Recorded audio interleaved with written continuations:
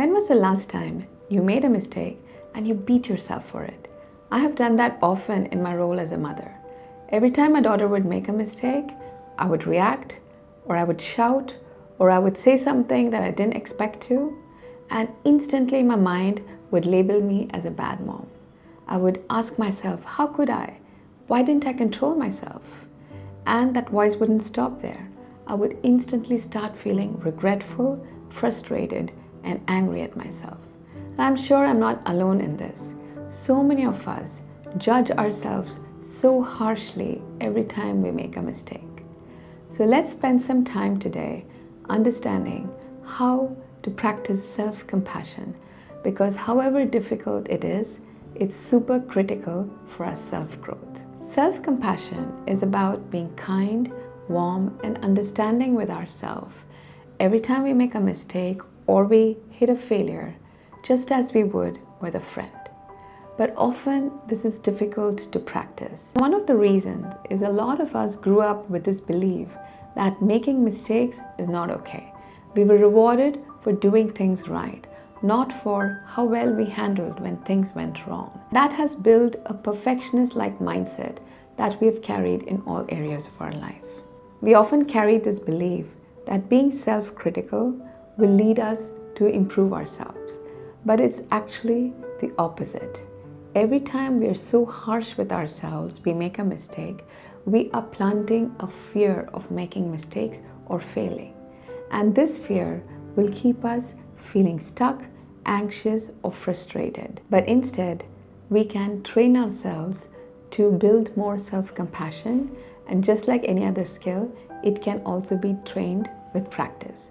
So let us understand a few ways we can build self-compassion in our lives. The first step is to notice how we respond to the mistake that we make in our lives. Are we often telling ourselves, how could you, how stupid of you, how dumb that you made a mistake? What kind of self-talk are we telling ourselves? The second thing to become aware of is our feelings, because it's important to notice, what do we feel?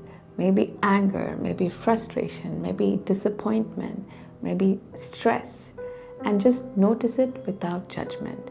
Just sit with those emotions and feelings. The second thing to do is build this belief in ourselves that it's okay to make mistakes, because we are all human.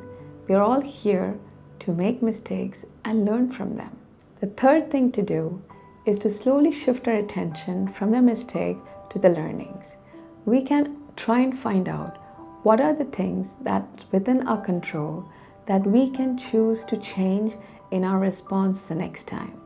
And then for the things that are beyond our control, we can choose to accept. By doing that, we are choosing a courageous belief that we can learn from our mistakes, and we give ourselves the permission to make the mistakes or fail and keep trying and continuing to improve ourselves. And that sets us up with a growth mindset that we can always learn from our mistakes, and growth is a process.